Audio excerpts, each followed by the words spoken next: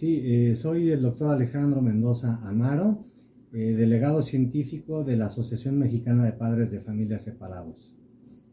Muchas gracias, doctor. Si nos comenta, por favor, ¿qué es esto de violencia vicaria que se está manejando actualmente y que incluso hay varias iniciativas ahí en el Congreso para aprobarlas? ¿Qué debemos entender por violencia vicaria? Primero. Sí, mire, bueno, es un marco teórico de la psicología de los años 80 y 90, cuando estuvo de moda que se utilizaba la palabra vicario. Entonces se habló de trauma vicario, violencia vicaria y abuso vicario.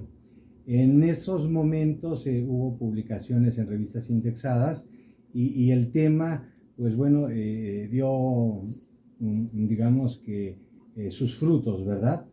En 1997, la doctora Anne McMurray, me gustaría mostrarles el documento, publicó una investigación que realizó ella en Australia, llamada Violencia en contra de excónyuges, ira y defensa.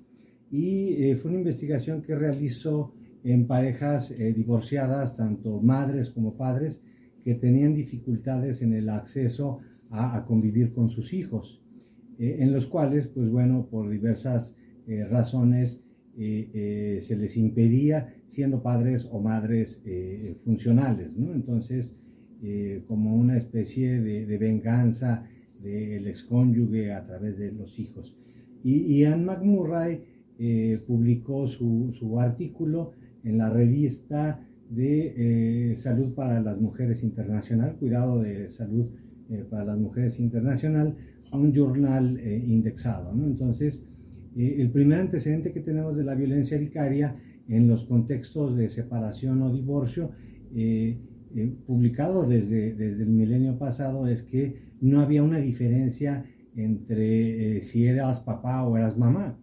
Y en la actualidad, pues lo que dicen que es violencia vicaria tratan de, uno, circunscribirlo a padres que fueron ausentes, violentos, y que en el momento de la separación utilizan a los hijos como una herramienta para vengarse de las parejas, ¿no? Cuando deciden separarse. Entonces, tratan por un lado de acotar el fenómeno de la violencia vicaria únicamente de padres contra madres, utilizando a los niños. Y me parece que esta definición sería correcta si se aplicara en ambos géneros. Incluso también si fueran parejas del mismo sexo. Porque ¿qué ocurre cuando son dos mujeres que están casadas y que adoptan, ¿no? Entonces ahí no existiría esto que denominan violencia vicaria, o cuando son dos varones, si uno se identifica como mujer, o si ambos se identifican como mujer.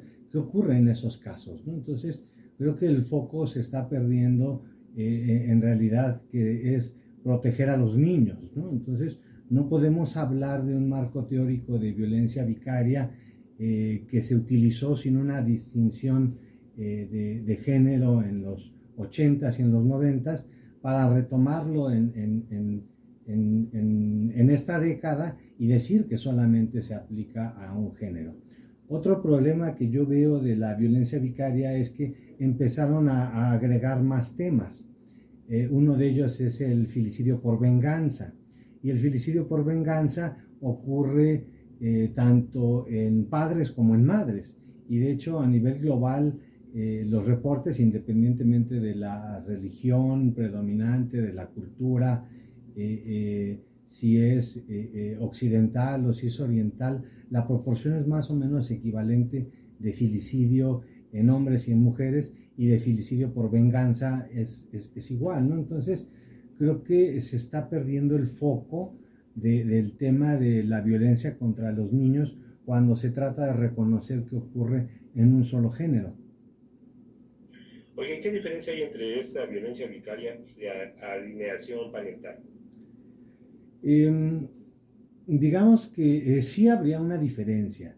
La alienación parental ocurre cuando un padre que sí fue presente, que sí fue competente, que sí convivió con sus hijos. En el momento de la separación, el otro cónyuge hace esfuerzos de distinta naturaleza para alejarlo del hijo y volverlo en su contra, ¿no? A través de manipulación psicológica. Esa sería la alienación parental. A diferencia de esta definición de violencia vicaria que habla de un padre que fue violento y ausente, habría esta diferencia, ¿no? Sin embargo, digamos, estas definiciones que aparentan ser muy fáciles, ya en el momento que están en un juzgado familiar, pues es el juez el que se tiene que hacer valer de todo el equipo multidisciplinario para pues desentrañar cuál es el fondo de la verdad en ese conflicto familiar y si realmente es un padre violento o una madre violenta o si realmente es un padre amoroso y competente que desea continuar el contacto y la crianza con sus hijos, ¿no? Entonces, esto digamos que ya en su praxis, pues es en los juzgados donde se devela la verdad de los conflictos familiares, pero en definición serían distintos.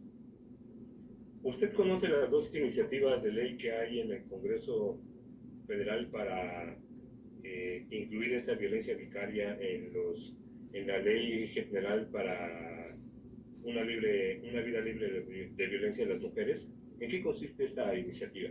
Estas iniciativas, bueno, hay que irnos a revisar cuál es el sustento teórico que tienen.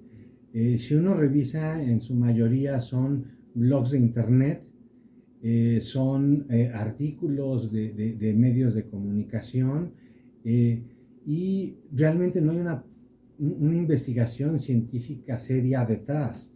No hay un texto clásico al que podamos referir o artículos y lo que hemos encontrado de algunos artículos en revistas indexadas es que tienen serias deficiencias metodológicas o hasta errores muy graves como el hecho de que la fecha de envío fuera posterior a la fecha de aceptación del artículo, ¿no? O sea, errores que se ve que fueron publicados al vapor estos artículos.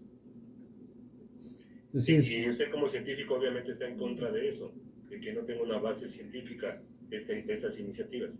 Yo pienso que es importante que se legisle, sí, que se reconozca este problema, pero más que hablar de géneros tendríamos que hablar cuando hay una asimetría en el poder dentro de la familia, ¿no?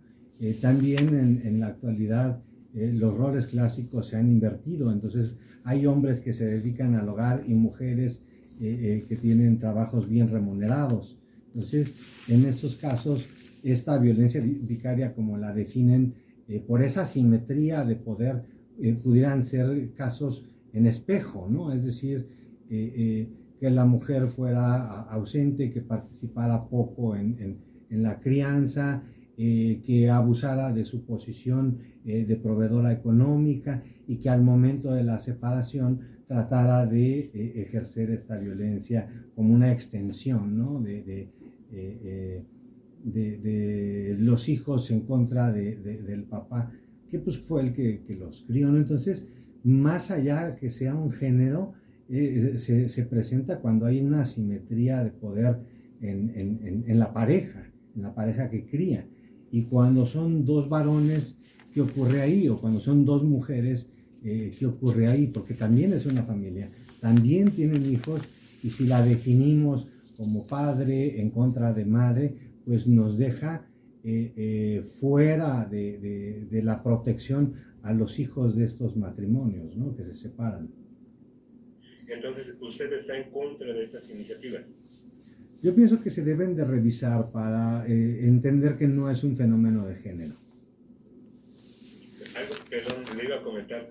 ¿Qué se debe hacer usted como especialista en el tema? ¿Qué se debe hacer para evitar la violencia que se da en las familias al momento de la separación y en la cual se está involucrando a los menores?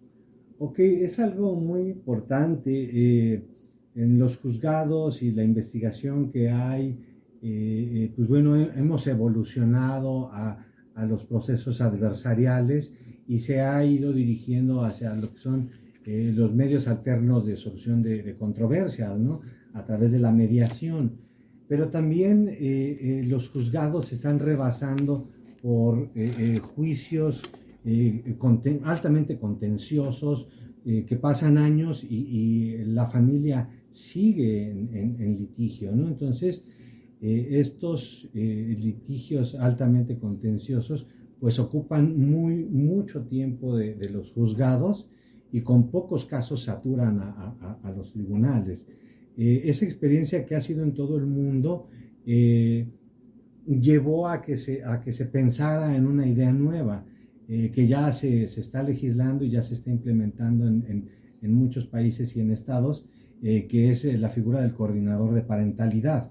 Entonces, el coordinador de parentalidad es un profesionista posgraduado que ante una legislación precisa lo faculta para velar por los derechos de los niños, para velar que la sentencia provisional o la sentencia definitiva que dé el juez se cumpla y para que si identifica conflictos psicológicos pueda hacer la recomendación de que vayan a terapia, ¿no? Entonces,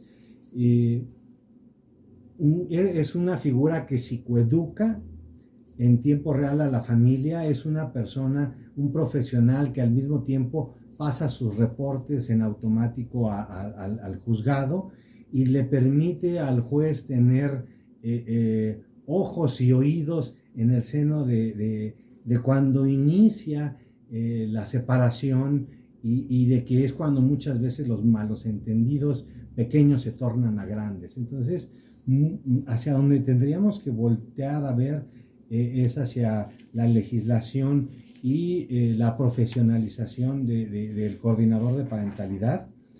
En algunos estados donde y países donde se ha implementado, refieren que se despresurizan hasta el 70% de los casos en los juzgados familiares. Entonces, creo que es hacia donde tenemos que voltear, a que tengamos, digamos, un medio más eficaz de solución de controversias, que es este. Ese coordinador de parentalidad que comenta, ¿ya hay en estados, pero de México, en algunos estados de México? No, en habla hispana donde ya se tiene es en España. En España ya diversos estados lo tienen legislado. Hay universidades públicas que avalan la formación de posgrado para que quien quiera desempeñarse en esta función pues tenga las credenciales necesarias. En Latinoamérica se está postulando apenas en algunos lugares. En Canadá y en Estados Unidos, en algunos estados ya lo tienen implementado. Y aquí el doctor Eric García López tiene un libro publicado en Manual Moderno, muy bueno, por cierto, sobre el coordinador de parentalidad. Y la doctora María Cristina Pérez Agüero de la UNAM, ella tiene un programa de diplomado en el coordinador de parentalidad. Lo que se requiere ahora es tener el background legislativo para que se pueda implementar esta figura del coordinador de parentalidad y se pueda implementar como un medio pues para que las familias lleguen a un entendimiento, porque quienes se divorcian son los padres, pero a los hijos no se les divorcia, siguen siendo padres para ellos de por vida, ¿no? O sea, y la familia sigue estando ahí, aunque el lazo conyugal se haya disuelto. Le pregunto esto a usted como especialista en estos temas, ¿qué es lo que lleva a una persona, sea mujer o hombre, a, digamos, atentar contra la integridad de sus hijos, de sus propios hijos, para dañar a la pareja? Pues digamos que es una pregunta muy compleja. Todo depende de los padres, cómo conceptualicen y cómo vivan a sus hijos. Si los ven como una extensión de su persona o si los reconocen como una persona independiente a ellos, ¿no? Con derechos, con sentimientos, que van a tomar sus propias decisiones y que van a ir creciendo. Entonces, una buena parte del problema es que hay padres que definen a sus hijos como su propiedad y una extensión de su persona. Entonces, en el momento en el que algo no les parece, sea en directo con ellos o hacia otras personas, pues pueden tomar decisiones equivocadas y violentas con ellos. Perfecto. ¿Algo más que desea agregar?